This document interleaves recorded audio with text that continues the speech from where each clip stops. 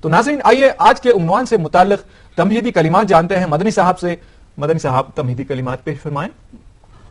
الحمدللہ وحدہ والصلاة والسلام علی من لا نبی بعدہ وعلی آلہ واصحابہ اجمعین. اما بعد فاعوذ باللہ من الشیطان الرجیم. بسم اللہ الرحمن الرحیم. ان اول بیت وضع للناس للذی ببکۃ مبارکا وہدی للعالمین فیہ آیات بینات مقام ابراہیم ومن دخلہ کان آمنا. بسم اللہ الرحمن الرحیم. رب اشرح لی صدری ویسر لی امری واحلل عقدۃ من لسانی یفقہوا قولی. میں جناب مظہر قادری صاحب کا اور میرے سارے معزز ناظرین کا اسلامی طریقے سے استقبال کرتا ہوں. السلام علیکم ورحمۃ اللہ وبرکاتہ. آج کا ہمارا ٹاپک ہے کعبے کا تعارف مذہب اور تاریخ کی روشنی میں. یعنی کعبہ جو مکۃ المکرمہ میں سعودی عرب میں ایک سٹی جو مکہ ہے، مکے کے اندر اس سٹی کے اندر جو کعبہ پایا جاتا ہے، مسجد حرام کے اندر جو ایک کعبہ یعنی کیوبیکل ایک شکل میں جو ایک عمارت پائی جاتی ہے، جس کا ذکر اگرچہ کہ رگ ویدا بک نمبر 3 اور اس کا ہم نمبر 29 اور اس کی ورس نمبر 4 کے اندر بھی آیا ہے الاسپت کے نام سے، اور جس کا ذکر بائبل کے اندر بھی آیا ہے چیپٹر نمبر 84 اور اس کی ورس نمبر 4 5 6 7 کے اندر. لیکن جب آپ قرآن مجید کا مطالعہ کریں گے تو اس کے اندر ڈیٹیل اور تفصیل کے ساتھ جو معلومات ہمیں ملتی ہیں کسی اور کتاب میں اتنے تفصیل کے ساتھ نہیں ملتی. سورہ آل عمران سورہ نمبر 3 کی آیت نمبر 97 میں اللہ سبحانہ وتعالیٰ نے ارشاد فرمایا کہ یہ گھر دنیا کا سب سے پہلا گھر ہے. اور سورہ بقرہ سورہ نمبر 2 کی آیت نمبر 126 میں کہا گیا کہ ابراہیم علیہ السلام نے بنیادوں پر دیواریں کھڑی کی. اس کا مطلب ہے نکلا کہ بنیادیں پہلے سے تھی، جس پر علماء کرام نے کہا ہے کہ آدم علیہ السلام کے زمانے سے بنیادیں موجود تھی. ابراہیم علیہ السلام نے دیواریں قائم کی. سورہ حج سورہ نمبر 22 کہ آیت نمبر 26 میں کہا گیا وَإِذْ بَوَّأْنَا لِإِبْرَاهِيمَ مَكَانَ الْبَيْتِ. ہم نے ابراہیم علیہ السلام کو کعبے کی جگہ بتائی. اس کا مطلب نکلا کہ پہلے سے کعبے کی جگہ وہاں پر موجود تھی اور ان کو بتایا گیا کہ یہاں پر دیواریں کھڑی کرنی ہیں. یہ قرآن مجید میں جو تفصیل سے بتایا گیا سب سے بڑا میسج جو قرآن مجید میں دیا گیا وہ یہ ہے وَضِعَ لِلنَّاسِ الَّذِي بِبَكَّةَ مُبَارَكٌ وَهُدًى لِلْعَالَمِينَ کہ یہ لوگوں کے لیے رکھا گیا اور خالص ایک اللہ سبحانہ وتعالیٰ کی عبادت کے لیے عمارت قائم کی گئی. یعنی کعبہ اور بکہ جس کے اندر یہ معنی پایا جاتا ہے کہ جہاں پر بڑے بڑے سورما اور غرور اور تکبر کرنے والوں کی گردنیں جہاں پر جھک جاتی ہیں. یعنی مطلب یہ نکلا کہ شرک جو کہ ظلم عظیم ہے، جو بہت بڑا ظلم ہے، اللہ سبحانہ وتعالیٰ نے مکہ اور بکہ کہہ کر اس ظلم عظیم کو توڑتے ہوئے یہ نام اللہ سبحانہ وتعالیٰ نے قائم کیا کہ یہاں پر بڑے بڑے فخر اور غرور کرنے والے اور اپنے آپ کو خدا سمجھنے والے لوگوں کے یہاں پر غرور کو توڑ دیا جاتا ہے. اس لحاظ سے بھی مناسبت سے انشاءاللہ مزید سوالات اور جوابات کی روشنی میں اس ٹاپک پر ہم معلومات لینے کی کوشش کریں گے انشاءاللہ. شکریہ مدنی صاحب. ناظرین آئیے اپنے پہلے کالر سے بات کرتے ہیں اور جانتے ہیں ان کا کیا سوال ہے. ہیلو السلام علیکم. جی وعلیکم السلام. ہاں جی میں یہ پوچھنا چاہتی ہوں، میرے 2-3 ٹاپک ہیں، میں پوچھ سکتی ہوں؟ جی بتائیے کیا پوچھنا چاہتے ہیں. پہلے تو میں یہ پوچھنا چاہتی ہوں کہ اگر شوہر کے پاس مطلب ابھی حج پہ جانا نہیں چاہتے ہو تو میں کس کے ساتھ حج پہ جا سکتی ہوں؟ اچھا جی. اور بس حج کے پوچھنے یہی تھا. اور دوسرا حج یہ سوال سے ہٹ کے ٹاپک ہے میرا تھوڑا. جی جی بتائیے.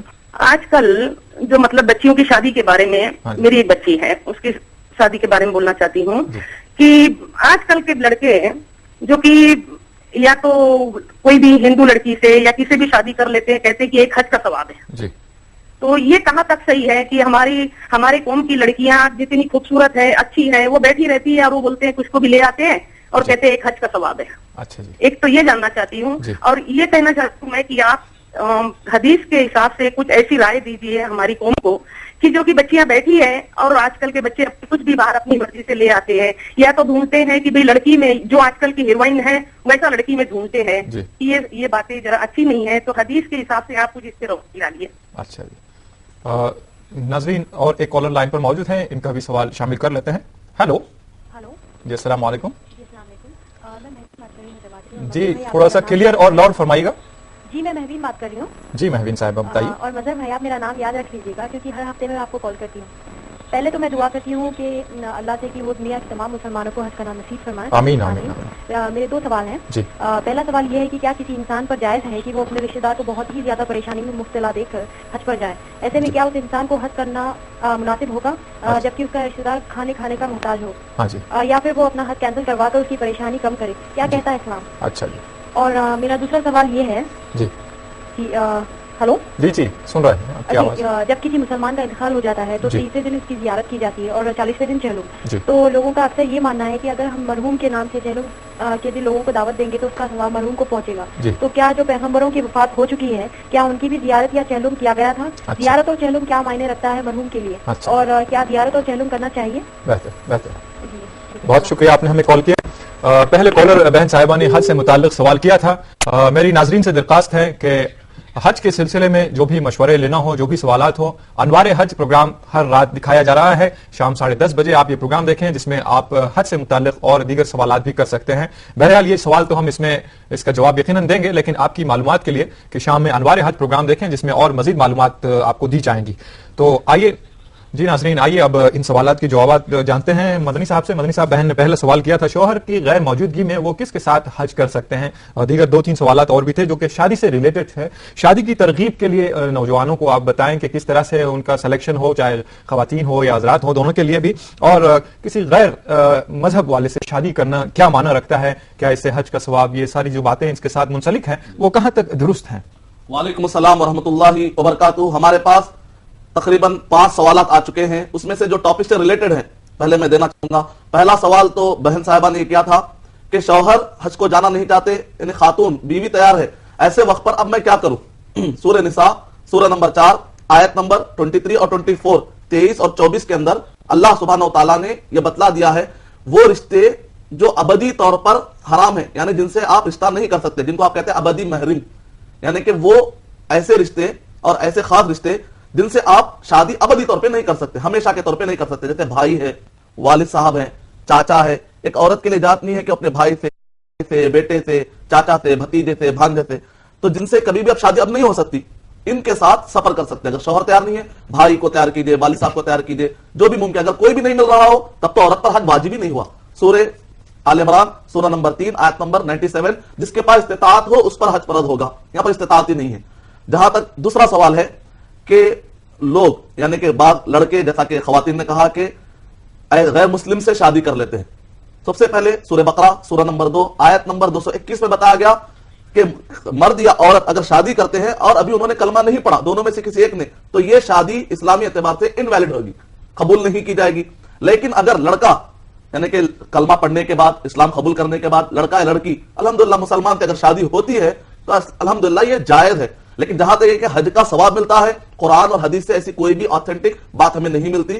لیکن اگر کسی نے کلمہ پڑھا ہے اور آپ اس کا گھر بساتے ہیں تو ایک بہت بڑی فضیلت والی بات ہے. جہاں تک یہ ہے کہ لڑکیوں کی شادی جو نہیں ہو رہی ہے، یعنی مسلمان میں بہت ساری لڑکیاں ہیں، اسلام نے قانون بتایا، اسلام نے حل دیا ہے. یہ الگ بات ہے کہ ہم اس حل کو عیب سمجھ رہے ہیں.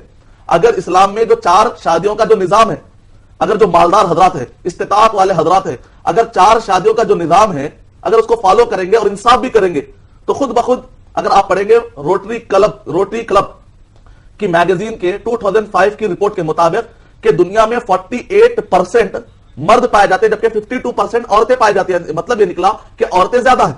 تو اسلام نے جو ایک مرد کو 4 شادیوں کا حل بتایا، 4 شادیوں کا راستہ بتایا ہے، اس کے اندر حل ہے ایسے کئی خواتین کے لیے جن کو ایک مرد جوڑے کے طور پر نہیں مل سکتا. اگر برابر 48% ختم ہو جائیں گے تو باقی کے لوگوں کو پبلک پراپرٹی بننے کے بجائے نکاح جیسے عظیم رشتے میں جڑ جانے میں اسلام ایک حل دیتا ہے. اس طرح سے جہیز کی لعنت بھی ختم ہو جائے گی اور اس طریقے سے کئی برائیں بھی ختم ہو جائے گی.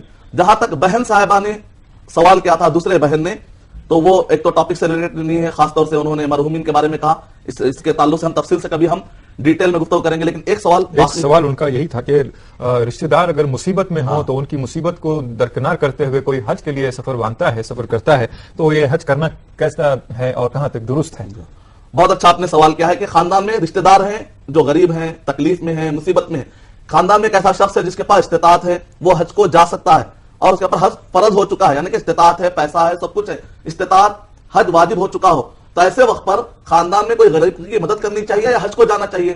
اس کو حج کو جانا چاہیے. جہاں تک غریب کی مدد ہے وہ حج سے آنے کے بعد بھی جو کچھ بھی کماتا ہے اس میں سے بھی اس کو مدد کرنا چاہیے, قرضہ دینا چاہیے, تحفہ دینا چاہیے, لیکن حج ایک فریضہ ہے, اس کو ادا نہ کر کے وہ پیسہ غریبوں میں تقسیم کریں, ایسا نہیں چلے گا. امید کے بہن کا جواب مکمل. شکریہ مدنی صاحب. ناظرین آئیے چلتے ہیں ایک مختصر سے وقفے کی جانب, اس امید کے ساتھ کہ انشاءاللہ اس بریک کے بعد پھر ہم ساتھ ساتھ ہوں گے.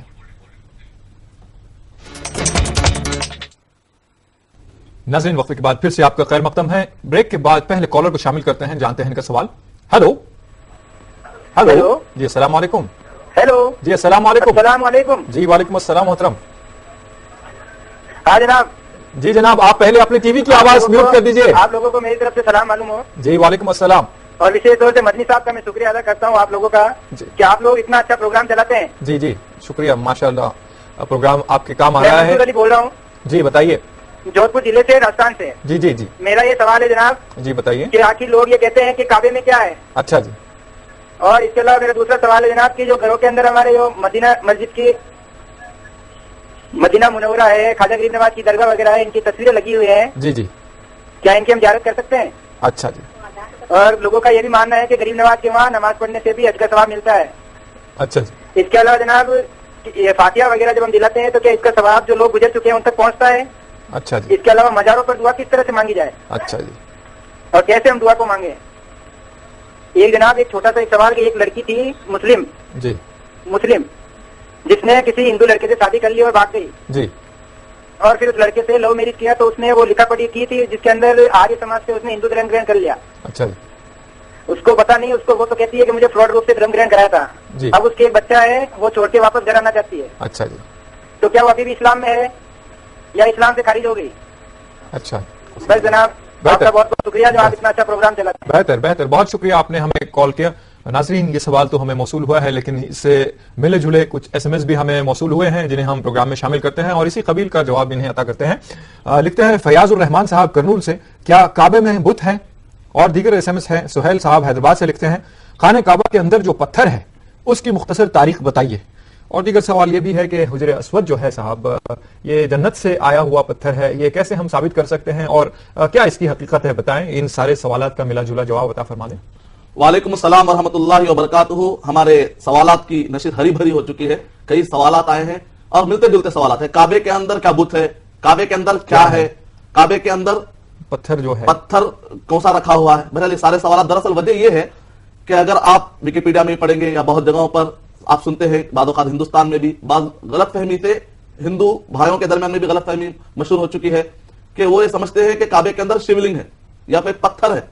لیکن جو پڑھا لکھا ہندو طبقہ ہے اور اسی طریقے سے جو ایجوکیٹڈ پجاری ہے, کئی لوگوں سے میری ملاقات ہوتی ہے, جیسا کہ برلا مندر کے پجاری جی ہے تو راجا گوپالاچاری جی, یا پھر سید آباد کے ہنومان ٹیمپل کے پجاری جی ہے, اور اسی طریقے سے کاچی گوڑا کے پجاری جی ہے. کئی مرتبہ کئی گھنٹے میری ان سے بیٹھک ہوئی ہے, گفتگو ہوئی ہے, اور کئی مرتبہ ہم نے چائے پی, اپنی معلومات کو ہم نے آپس میں ایک دوسرے سے شیئر کیا ہے.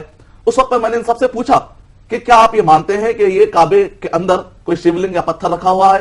تو یہ ایجوکیٹڈ پجاری جی اور پڑھے لکھے سارے ہندوؤں نے کہا کہ نہیں, اس کی کوئی حقیقت نہیں ہے, اس کی کوئی دلیل بھی نہیں.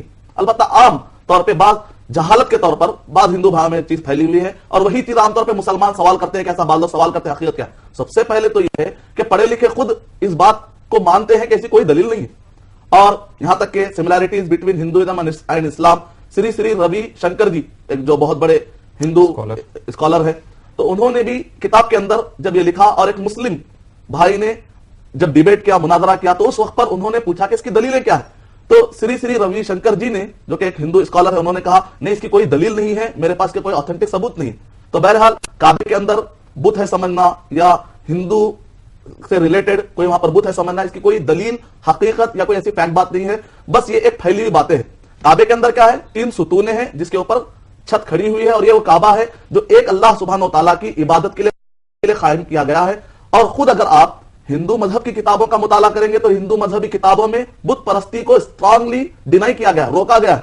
رگ ویدا بک نمبر 1 ہم نمبر 164 اور اس کی ورس نمبر 46, یجرویدا چیپٹر نمبر 32 اس کی ورس نمبر 3, یجرویدا چیپٹر نمبر 40 اس کی ورس نمبر 8, یجرویدا چیپٹر نمبر 40 اس کی ورس نمبر 9, सब में बताया गया अंधता प्रविशन्ते संभूति उपासते ततो भोया युवते तमोया संभूता रता न तस्या प्रतिमा अस्ति। यहाँ तक कि जो हिंदुइज्म का बेसिक क्रीड है उसके अंदर बताया गया बुत परस्ती का तस्वर नहीं है, एकम ब्रह्म द्वितीय नास्ते नैना नास्ते किंचन। तो ये पॉइंट्स काफी है इस बात को साबित करने के लिए कि हिंदू मजहब में खुद बुत परस्ती का तस्वर नहीं है, तो फिर ये बुत वहां तक कैसे चला जा सकता। तो उम्मीद के ये पॉइंट्स काफी होंगे ऐसे सवालात के लिए। और भाई ने जो कहा कि फोटो जो रखे हुए हैं खबरों के, तो इनको जियारत के लिए हम जा सकते हैं या नहीं जा सकते। आप जियारत करने जा सकते हैं, लेकिन खबरों की जियारत को आप जा सकते हैं, यानी विजिट कर सकते हैं खबरस्तान को, लेकिन लेने के लिए नहीं बल्कि देने के लिए जाना चाहिए। इस्लाम का कॉन्सेप्ट ये है कि इनको देना चाहिए। क्या देना चाहिए? दुआ, अस्सलामु अलैकुम या अहलल खुबूर पढ़ना चाहिए और इसी तरीके से इनके लिए दुआ करनी चाहिए, ये पहुंच जाएगी उनके लिए। उम्मीद के भाई का जवाब मुकम्मल हुआ। देखिए मदनी साहब ये बताएंगे जो पत्थर संगे अस्वद है जो जन्नत से उतारा गया है और काबे में नस्ब किया हुआ है, तो ये जन्नत से आया है, इसकी क्या दलील मिलती है? बहुत अच्छा आपने सवाल किया। हजरे अस्वद हमारा ये अकीदा है मुसलमानों का कि तिरमिज़ी शरीफ की रिवायत के मुताबिक मिनल जन्ना, जन्नत से उतारा गया था। जिस वक्त पर काबे के 4 कोने हैं, एक कोने पर हजरे अस्वद है और काबे के जो कोने पर हजरे अस्वद है चौकोर, तो एक कोने पर जो हजरे अस्वद है उसके बिल्कुल अपोजिट साइड पर जो रुकन पाया जाता है उसको रुकने शामी कहा जाता है, क्योंकि इसके सीधे में अगर आप चले जाएंगे तो सीरिया आएगा। और हजरे अस्वद के राइट साइड पर जो आपको किनारा पड़ेगा वो होता है रुकने इराकी, उसके सीधे में अगर आप जाएंगे तो वहां पर आपको इराक लगेगा। और हजरे अस्वद के लेफ्ट साइड पर जो हिस्सा है, जो रुकन है, उसको रुकने यमानी कहा था, क्योंकि इसके बिल्कुल सीधे में यमन पाया जाता है।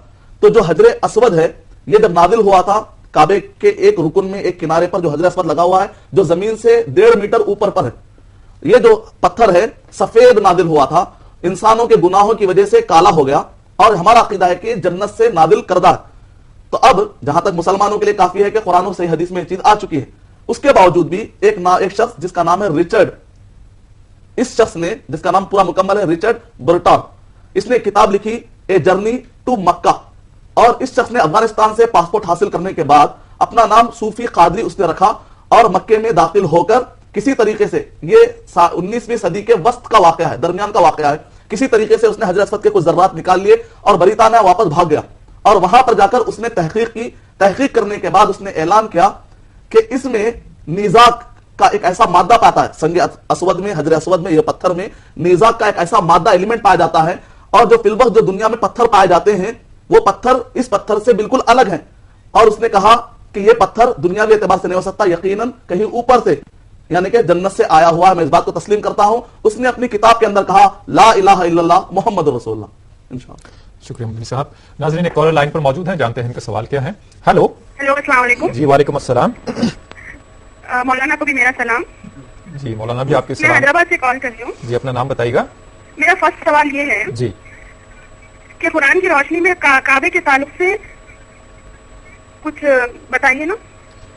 आप प्रोग्राम देख रहे हैं, सारी चीजें काबे के ताल्लुक से ही बताई जा रही हैं और कुरान और अहादीस की रोशनी में ही है। और एक मेरा सवाल सुनिए आप, सेकंड सवाल जी, हज तकमील होने के बाद, मतलब करने के बाद जी, जिंदगियों में क्या क्या तब्दीली लानी चाहिए, आनी चाहिए? अच्छा।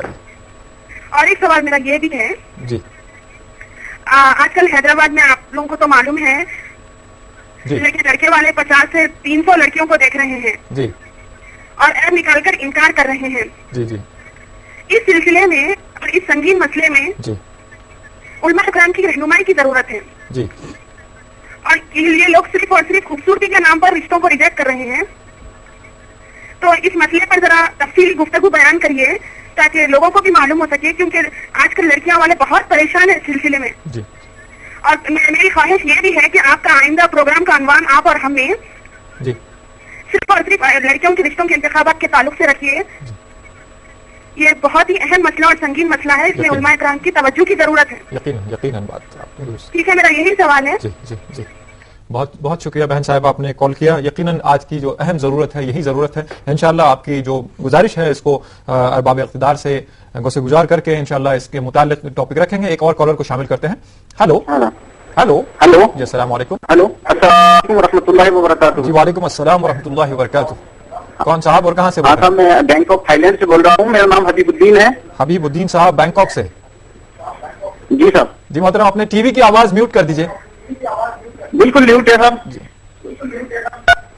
तो मेरा सवाल ये है, जी बताइए, कि कोई हाजी और अल्हम्दुलिल्लाह 5 वक्त का नमाजी भी है जी। और अपने भाइयों का 4 भाइयों का हक रख ले, जी तो ऐसे हाजी भाई का क्या होगा? जो 5 वक्त की नमाजी भी हैं अल्हम्दुलिल्लाह। जी बेहतर साहब, बहुत शुक्रिया, आपने बैंकॉक से कॉल किया। हबीब साहब बैंकॉक से हमारे लिए कॉल आया है, यहाँ भी काफी लोग प्रोग्राम देख रहे हैं और पसंद कर रहे हैं, आपने सवाल किया, बहुत बहुत शुक्रिया। नाज़रीन आइए चलते हैं एक मुख्तसर से वक्फे की जानिब, इस यकीन के साथ कि इंशाअल्लाह इस वक्फे के बाद आप और हम साथ साथ। नाज़रीन वक्फे के बाद फिर से आपका खैर मक़दम है प्रोग्राम आप और हम में, और आज का उन्वान है काबे का तारुफ मजहब और तारीख की रोशनी में। इससे मुताल्लिक आप सवालात कर सकते हैं। ऐसे हमारे पास 2 लोगों के सवालात मौजूद हैं, आइए जानते हैं मदनी साहब से इन सवालात के बारे में क्या कहते हैं। कुरान और हदीस की रोशनी में काबे का तारुफ बताएं, काबे की तारीख बताएं, और हज की तकमील के बाद जिंदगी क्या तब्दीलियां आनी चाहिए, और लड़कियों को जो सेलेक्ट किया जाता है शादी के लिए या रिजेक्ट किया जाता है, इसमें हमारा हुस्न अमल कैसा होना चाहिए। वालेकुम अस्सलाम वरहमतुल्लाहि वबरकातुहू। बहन ने जो सवालात किए हैं कि पहला सवाल तो यह है कि काबे का तारुफ कुरान और सही हदीस की रोशनी में हमें क्या हमारे पास रखना चाहिए। काबे के बारे में सबसे पहले तो यह कि काबे की इस्लाम में अहमियत यह है कि अगर आप नमाज पढ़ते हैं तो मुसलमान काबे को अपना किबला बनाते हैं, यानी कि नमाज पढ़ने के दौरान पूरी दुनिया में चाहे काला हो चाहे गोरा हो, वो किसी भी जगह का रहने वाला हो, गरीब हो या बादशाह हो, सब उसकी तरफ रुख करके इत्तेहाद का सबूत देते हैं। इससे बढ़कर इक्वालिटी और मुसावात की और दलील क्या चाहिए। इतनी बड़ी अहमियत है काबे की। हज करने जाते हैं तो उसमें तवाफ कदूम, तवाफ विदा, तवाफ इफादा, फिर तवाफ की जो भी नफली किस्में होती हैं, हज का एक अहम हिस्सा काबे को बना दिया गया। यहां तक कि आप तवाफ करते हैं उस वक्त तक जब आप काबे का तवाफ नहीं करते, तवाफ कबूल नहीं होता। तवाफ अगर कबूल नहीं होगा तो हज पर असर पड़ेगा। और फिर हजरे असवद जो काबे का हिस्सा है जिसके बारे में बताया गया, और रुकने यमानी जो लेफ्ट साइड पर दूसरे कोने पर रुकने यमानी, वो एक पत्थर है। नबी अकरम सल्लल्लाहु अलैहि वसल्लम ने फरमाया इन्ना मसहुमा यमसहु खताअन, कि उन दोनों को खाली छू देना या इशारा कर देना, हजर अस्वद को और रुकने यमानी को छू देना, इंसान के गुनाहों को झड़ा देता है। और जो आप तवाफ करते हैं, एक तवाफ अगर आप करते हैं 7 चक्कर का, तो एक गुलाम आजाद करने का सवाब लिखा जाएगा, और एक कदम उठाते हैं तो एक नेकी मिलेगी, एक गुनाह झड़ जाएगा। जितने भी हाजी कदम उठाएगा उसको उसका सवाब मिलेगा। और काबा जिसके बारे में बताया गया कि तौहीद के लिए कायम किया गया, जिसकी तारीख बताई गई कि आदम अलैहिस्सलाम के जमाने से ये मौजूद है, और कुरान मजीद में कहा गया कि इब्राहिम अलैहिस्सलाम ने काबे की दीवारों को कायम किया। तो ये है काबे का तारुफ जो कुरान और सही अहादीस की रोशनी में हमें मिलता है। इसमें मदनी साहब ये बात भी मैं डाल दूं कि काबे को जमीन का सेंटर पॉइंट माना जाता है, ये भी कहां तक दुरुस्त है और कैसे इसको हम साबित कर सकते हैं, क्या बरकतें क्या अनवार नाजिल होते हैं उस खास मकाम पर अल्लाह। बहुत अच्छा आपने सवाल किया है कि अगर आप, जैसा कि हम जानते हैं कि जो कुर्रे अर्ज है, ये जो जमीन है एक बैदवी शक्ल की है, अगर आप इसको एक टेबल पर जिस तरह से एक मैप को फैलाते, अगर आप इसको फैला देंगे, तस्वुर कीजिए, तो ऐसे वक्त पर आप देखेंगे तो उसके एक तरफ उसके बिल्कुल एक्सट्रीम ईस्ट में, जहां पर जिसको आप लैंड ऑफ राइजिंग कहा जाता है, सन राइजिंग यानी कि जापान, और उसके बिल्कुल एक्सट्रीम में जहां पर आप वेस्ट मगरिबी हिस्से में अलास्का पाया जाता है, और कुतुब शिमाली और कुतुब जनूबी, अगर आप देखेंगे तो उसका सेंटर पॉइंट लगभग मक्का आता है। और पुराने में जो सबसे पहले अल्लामा इदरीसी ने जो मैप बनाया था, थोड़ा सा फर्क फिलवक्त के मैप में पाया जाता है कि शिमाल को जुनूब और जुनूब को शमाल कर दिया गया है। उसके बावजूद भी मक्का फिर भी सेंटर पॉइंट में, जाहिर सी बात है पलट देने से कोई मसला नहीं होता।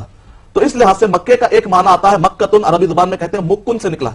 मुक्कुन का एक माना आता है मुखुन, यानी कि इंसान के दिमाग का जो दरमियानी हिस्सा होता है। अच्छा। तो इसी तरीके से अगर मक्का कहा गया तो जमीन का दरमियानी हिस्सा है। और इसी तरीके से अल्फ्रेड वेजनर नामी एक जियोलॉजिस्ट है जी, और ड्रिफ्टिंग ऑफ कॉन्टिनेंट पर काफी माहिर है। इस शख्स ने तहकीक के बाद ये बात को उसने मजीद दावे के तौर पर भी कहा है, और भी हम इंशाअल्लाह इस बारे में मालूमात भी देंगे कि सबसे पहले जो जमीन जाहिर हुई है वो मक्के की है। इस थ्योरी को भी प्रूफ किया जा सकता है, वही पॉइंट मैं आपको दूंगा। और जो बहन का सवाल रह चुका था कि हज से आने के बाद अगर हाजी नेक कामों में मुब्तला है और बुराइयों से दूर है तो समझ जाइए कि उसका हज इंशाअल्लाह कबूल हो गया। ये एक अलामत है इस बात की कि उसका हज कबूल हुआ या नहीं हुआ। बाकी का तो दुआ करनी चाहिए। जहां तक शादियों का मसला है तो यकीनन नबी अकरम सल्लल्लाहु अलैहि वसल्लम ने फरमाया कि शादी की बुनियाद दीनदारी की बुनियाद पर हो। खूबसूरती आप देख सकते हैं, हसब नसब, ये सारी चीजें आप देख सकते हैं, लेकिन बुनियाद जो है खूब दीनदारी होनी चाहिए। इसकी बुनियाद पर अगर फैसले होंगे तो इंशाअल्लाह मुआशरे से जो नबी अकरम सल्लल्लाहु अलैहि वसल्लम की हिकमत या जो नसीहत है, अगर इसको मुसलमान फॉलो करेंगे, बल्कि पूरे इंसान फॉलो करेंगे, तो इंशाअल्लाह मुआशरे के अंदर अमन आ जाएगा।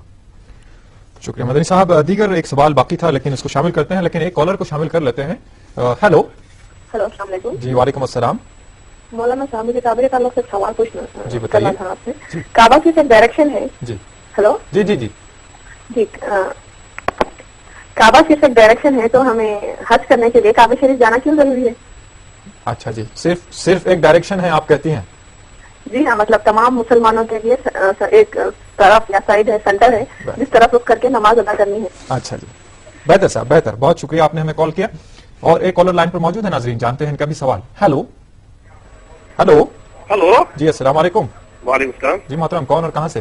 جی جناب، میں مظفر نگر سے بول رہا ہوں، محمد مصطفیٰ صاحب مظفر نگر جی سے. جناب، مجھے ایک سوال پوچھنا تھا حج سے متعلق. جی جی میرا سوال یہ ہے کہ لوگ حج پر جانے سے پہلے رشتہ داروں سے ملنے جاتے ہیں. جی ہمارے یہاں ایک طرح کا ایک رواج بنا ہوا ہے. ہاں جی اور اگر کسی رشتہ دار سے ملنے نہیں گیا کوئی حاجی، اتفاق سے بھول گیا ملنے، تو وہ جی. ناراض ہو جاتا ہے. تو ایسا مانے ہمارے اس علاقے میں ایک طرح سے ایک ماحول بنا دیا لوگوں نے ہاں جی کہ حج پر جانے سے پہلے جتنے بھی رشتہ دار ہیں سب سے مل کے جاتے ہیں لوگ. جی جی جی اسے ایک اہم رکن جیسا کہ ایک طرح سے مان لیا ہو حج کا کہ اس کے بنا حج ہی نہیں ہوگا. جی تو جناب اس کی مجھے شرعی دلیل کیا ہے، اس کے بارے میں ذرا کیا یہ جاننا ضروری ہے. اور ایک یہ کرتے ہیں کہ حج پر جانے سے پہلے باقاعدہ اعلان ہوتا ہے کہ وہ حج پر جا رہے ہیں فلاں تک، اس کے گلے میں ملائی بھی ڈالتے ہیں. اور جناب چلو دعا تو ہوتی ہے، اچھی بات ہے، ایک دکھاوا پورا ایک بس بھر کے لے جاتے ہیں ایئرپورٹ تک، ایک ڈھول کی طرح سے جا کے پورا ایک پبلسٹی اسٹنٹ بنا لیا لوگوں نے. جی جی اس کی شرعی دلیل کیا ہے؟ اور دوسرا میرا ایک سوال یہ ہے جناب جی کہ ایک میں نے سنا ہے کہ جہاں کعبہ واقع ہے اس کے ٹھیک بالکل سینٹر میں عرش محلہ کے اوپر بھی ایک کعبہ ہے جس کا فرشتے طواف کرتے ہیں. جی تو یہ کتنا صحیح ہے جناب واضح فرمائیں. جی شکریہ. بہتر بہتر.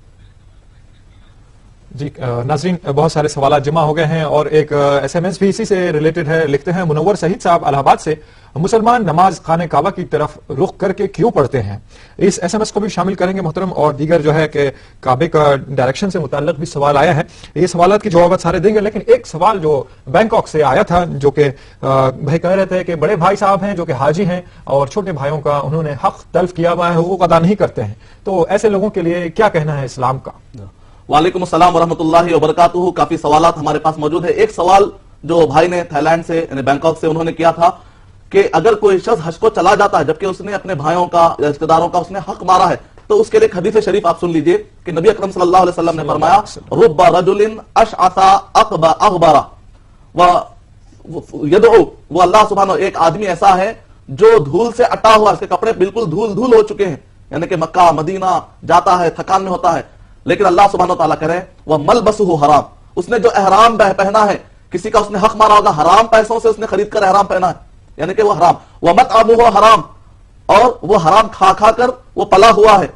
فانا یستجاب له، تو اللہ سبحانہ تعالیٰ کہیں گے کہ اس کی دعا کہاں سے قبول ہوگی؟ اس کا حج اور اس کی دعا منہ پر مار دی جائے. اللہ اکبر. تو ان سب لوگوں کو ڈرنا چاہیے جو بھی لینڈ گرابنگ میں ہو یا کوئی بھی ٹرانزیکشن میں ہو، جہاں کہیں پر بھی کسی کے حقوق مار کر آپ اپنی تجوری یا پیٹ بھرتے ہیں، حج قبول نہیں ہوگا تو پھر اس مال کا فائدہ کیا؟ کیا حقوق العباد بھی تلف کرنے سے اسی طرح کی دلیل ہے؟ حقوق العباد، تکلیف، آپ کی زبان سے تکلیف ہوتی ہے، بیہیویئر سے تکلیف ہوتی ہے، یہ ساری چیزیں تو یقیناً آدمی کا اگر وہ نیک عمل کرے گا تو ساتھ ساتھ میں خود بخود یہ گناہ بڑھائے گا تو کوئی پھر اثر نہیں رہے گا. لیکن اگر وہ مال کا حرام طریقے سے کماتا ہے اور حرام کھاتا ہے، تب تو کہا کہ اس کی دعائیں قبول نہیں ہوگی. جب دعا قبول نہیں ہوگی تو حج پر بھی اثر پڑے گا. اور جہاں تک ہمارے باقی سوالات ہیں، یقیناً ہم باقی سوالات کو شامل کریں گے. ناظرین آئیے چلتے ہیں ایک مختصر سے وقفے کی جانب، اس یقین کے ساتھ کہ بریک کے بعد آپ اور ہم پھر ساتھ ہوں گے. ناظرین وقفے کے بعد پروگرام کے آخری سیگمنٹ میں آپ کا پھر سے خیر مقدم ہے. بریک سے پہلے ہمیں 3 سوالات موصول ہوئے تھے اور ایک ایس ایم ایس بھی ہم نے اس میں شامل کیا تھا، انہی کے جواب پہلے دے دیتے ہیں. مدنی صاحب بتائیے کہ کعبہ صرف اگر ایک ڈائریکشن ہے جو قبلہ رخ ہم نماز پڑھتے ہیں، تو کعبے کو جانا کس لیے ہے حج کے لیے؟ یہ بہن نے سوال کیا تھا. اور دیگر کہ حج پر جانے سے پہلے رشتہ داروں سے ملنا کیا معنی رکھتا ہے، اور جو شو پٹ اپ ہے یا ریاکاری ہے، جو بھی مقاصد ہیں، یہ ساری چیزیں ہیں. اور کعبے کا جو مقام ہے وہاں سے آسمان تک، 7ویں آسمان تک کہتے ہیں کہ عرش معلیٰ تک، اور ایک کعبہ ہے جس پر فرشتے طواف کرتے ہیں، یہ بات کہاں تک درست ہے؟ اور یہ بھی بتا دیں ساتھ ہی ساتھ کہ مسلمان نماز خانہ کعبہ کی طرف رخ کر کے کیوں پڑھتے ہیں؟ وعلیکم السلام ورحمۃ اللہ وبرکاتہ. بہن نے کہا کہ کعبہ صرف اگر ڈائریکشن ہے نہ کہ ہم نمازوں میں اس کی طرف قبلہ بنا کر اس کو پڑھتے ہیں، تو پھر ہم جاتے کیوں ہیں حج کے لیے؟ اگر آپ قرآن مجید کا مطالعہ کریں گے تو قرآن مجید میں اللہ سبحانہ و تعالیٰ نے سورہ بقرہ سورہ نمبر 2 کے آیت نمبر 143 میں کہا کہ یہ ڈائریکشن ہے. تو سورہ حج سورہ نمبر 22 کے آیت نمبر 26 میں کہا وَعَلَىٰ كُلِّ ضَامِرٍ يَأْتُونَ مِن كُلِّ فَجٍّ عَمِيقٍ، اونٹنیوں پر ہی کیوں نہ ہو، اگر آ سکے تو آؤ بھی کہا گیا.